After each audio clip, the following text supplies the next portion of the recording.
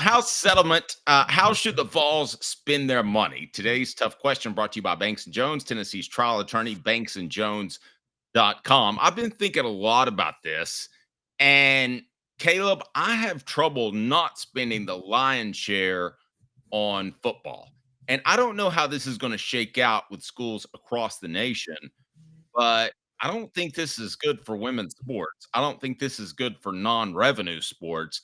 And we'll dive into all that. But first, what's your initial reaction to the House settlement? 20 mil to all of your athletes. I want to be really clear because we're in football country that people automatically think $20 million for a football team. No, no, no. That's all of your athletes. So how should the Vols spend their money? Today's tough question brought to you by Banks and Jones, Tennessee's trial attorney, banksandjones.com. Today's tough question. Boom. You heard that. Now take it. The Dave Hooker Show with Caleb Calhoun. All right, here we go, Caleb Calhoun. Let's dive into this. How should the Vols spend their money? To me, you got to spend 90% on football, 10% on basketball, and then everybody else has to kind of make an argument. I mean, football is your revenue generator. Now, it's going to change from school to school. Like a North Carolina or Duke would spend more on basketball maybe than Tennessee would, but I have trouble believing that it's going to be significantly different. I think this means a lot less athletic opportunities for college athletes.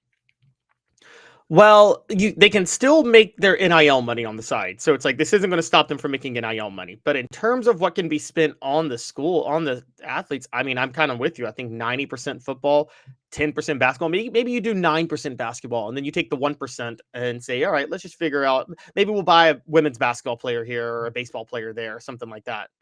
And so David says football 50%, basketball 20%. Women's basketball 5%, baseball 20%, softball 5%. I would not.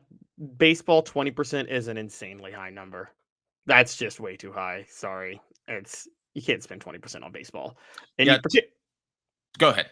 Particularly when you're only spending 5% on women's basketball, you can't spend 20% on baseball.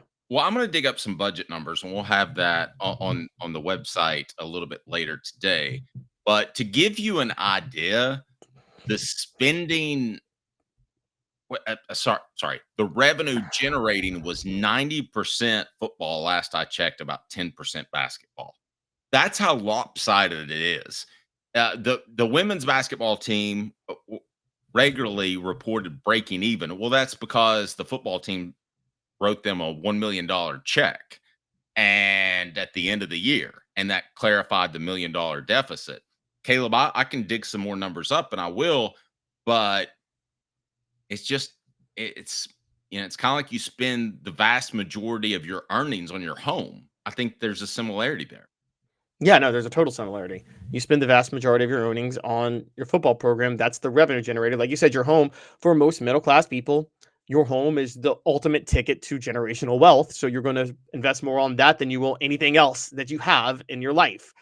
And football's the same way. I'm going a step further, though, beyond just football, Dave. I'm questioning how they should spend the money within the football program, because I think they should dedicate 90% to football. But you ready for my crazy take? Tell you what, let's tease it. Today's tough question brought to you by Banks and Jones, Tennessee's trial attorney, banksandjones.com.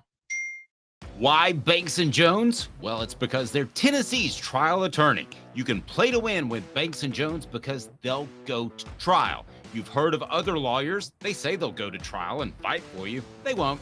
They just want to settle. That's the easiest way out. Well, that's not Banks and Jones, led by T. Scott Jones. They won't settle. They'll go to trial for you. Tennessee's trial attorney. They play to win.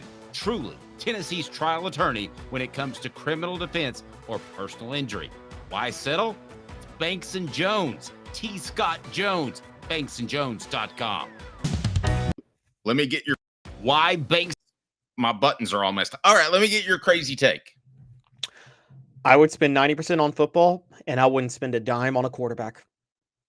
And the reason being, because you got burned by Nico. You got burned by Nico. You did. Oh, I did, yes. But I also think I've kind of come to grips with the fact that if the quarterback has the basic minimal skills necessary to play in Josh Heupel's offense, then it's much more important to have the elite skill players everywhere else. And that quarterback's going to put up video game numbers no matter how good or bad they are, honestly. Well, in all reality, you're going to have to spend something on a quarterback, or you're going to get the absolute bottom of the well.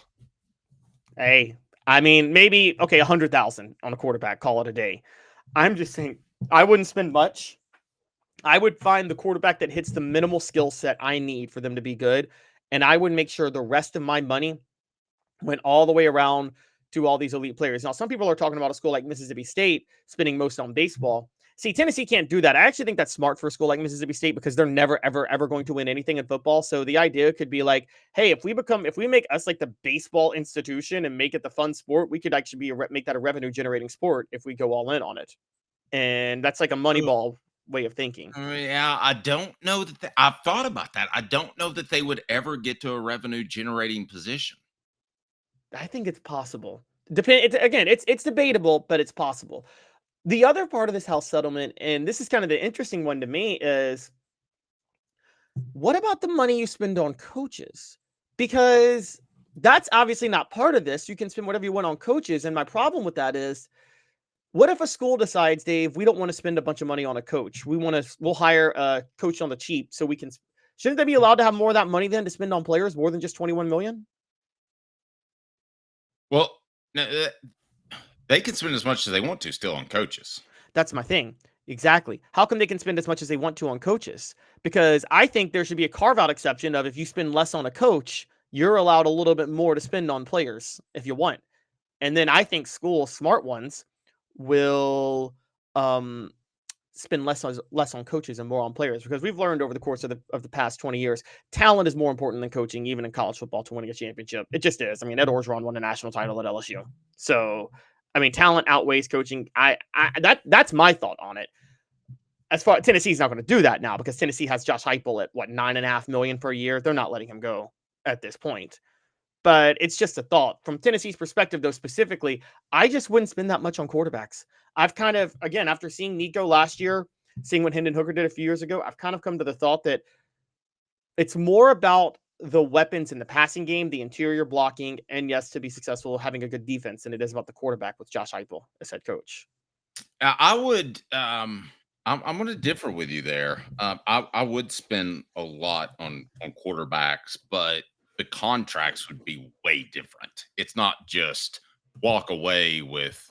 What did Nico walk away with? He got $2 million a year, so he got $4 million to do basically nothing.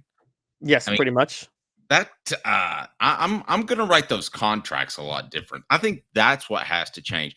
Here's the thing that you're doing though with this house settlement, and I don't know any way that you can avoid this. By the way, Derek agrees with me. Quarterback, highest value position in NFL. Quarterback, lowest value position in college football per Caleb. He's taking a shot at you, Caleb. I'm sorry. I know it's a 180 from me last year. Yeah. I'll tell you what the issue is going to be. You realize we're going to be saying that nasty 4-letter acronym again, NCAA. Because who's going to police when you spend $20.5 million? Somebody's going to have to police this again because you've got another limit on it. I've thought about this a lot. The Wild Wild West, and we were a part of it. You know, we paid Cooper Mays and Jacob Warren to be a part of the program, and that's something we enjoyed doing. I thought was beneficial on all ends. But the bottom line is the Wild Wild West was kind of sort of working, except for advertisers getting burned. And I think that's what pushed this through. Caleb, the Wild Wild West at least didn't have NCAA oversight, which I think we can both agree that we thought was ludicrous, inconsistent, and just all out stupid on occasion. Yeah, I mean, I think so, but I'm with you. I thought it was working out, but I don't think that we're going to get into the actual details of the settlement. I don't think the Wild West is going to change much. I think you and I both are kind of of the agreement that all they did with this settlement is they're just about to open up even more lawsuits and issues and create more chaos. And Blind Squirrel Sports is 100% right. Spend more money in the trenches than on skill positions. I would actually agree with that too. I just wouldn't spend as much on quarterbacks. I mean, I know that's crazy, but I wouldn't spend as much on quarterbacks. I would load up on the trenches and skill positions, particularly this day and age in football where so many defenses are geared towards being soft and finesse. I would go all in on winning the battle of the line of scrimmage up front. Look at Georgia. Look at Alabama. Isn't that what they've done in this latest streak that they've been on, respectively? There's not a situation that Tennessee has faced off against Tennessee or against Georgia or Alabama that I thought to myself, they have an advantage in the trenches. Has that ever happened in the past 20 years? No, and I totally agree. And not even just them. Look at, I mean, the top schools in the Big Ten. Look at Michigan. How did Michigan win the title 2 years ago? I know people were going to say Connor Stallions, but beyond that, I mean, Dave, you called Michigan in September. Remember, you were like, they look like that team looks like men amongst boys. You were talking about the trenches, weren't you? More than anything Yes. else. Oh, absolutely. Yes. And yet they overwhelmed everybody. And I know people are going to point to Ohio State last year being loaded with talent everywhere. Yes, they had skill players, but they were loaded in the trenches too. So you're right. Where should the Vols spend the money? Fill it in the message board. We appreciate that.